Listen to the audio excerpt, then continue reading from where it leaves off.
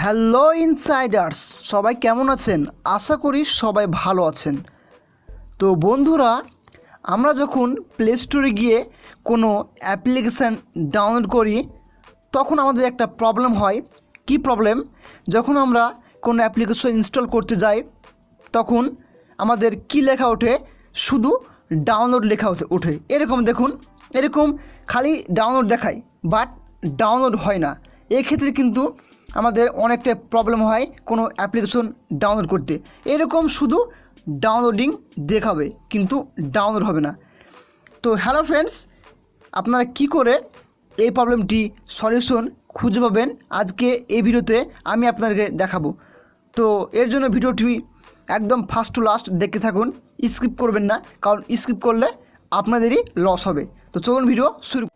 Hello friends, এর জন্য আপনাদেরকে সিম্পল প্লে স্টোর ওপেন করতে হবে। ওপেন করার পর দেখুন এই কোণাতে করে 3টে ডট রয়েছে, সেখানে ক্লিক করবেন। সেখানে ক্লিক করলে আপনার সামনে এরকম অপশান শো করবে। তো সিম্পল নিচে নামাবেন। নিচে নামিয়ে দেখুন এখানে একটি সেটিংস বলে অপশান শো করেছে, তো সেখানে ক্লিক করবেন। ক্লিক করলে আপনার সামনে এখানে অনেকগুলো অপশান শো করবে। তো আপনাদেরকে কিচ্ছু করতে হবে না, শুধুমাত্র এই কোণাটা করে দেখুন এখানে একটা অপশান রয়েছে যে অটো আপডেটস অ্যাপস, সেখানে ক্লিক করবেন। সেখানে ক্লিক করার পর দেখুন এখানে আপনাদের এখানে লেখা থাকবে যে auto updates apps over wifi only.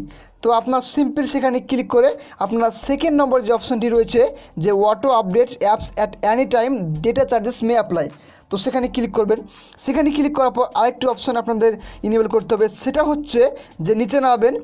নিচে নামিয়ে দেখুন এইখানটা করে একটা অপশান আছে যে প্লে স্টোর ভার্সান, তো সিম্পল আপনারা সেখানে ক্লিক করবেন।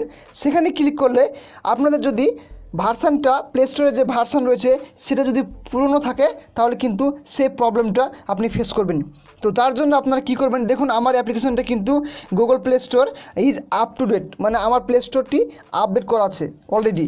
তো আপনি যখন সিম্পল এই কোণাটা ক্লিক করবেন, আপনি যখন প্লে স্টোরে ভার্সানে ক্লিক করবেন সঙ্গে সঙ্গে কিন্তু আপনার নোটিফিকেশান বারে অ্যাপ্লিকেশনটা মানে প্লে স্টোরটা আপডেট হয়ে যাবে এবং সঙ্গে সঙ্গে আপনি যে কোনো অ্যাপ্লিকেশন ইনস্টল করতে পারবেন। এটা হচ্ছে মানে একটা মেন প্রবলেম।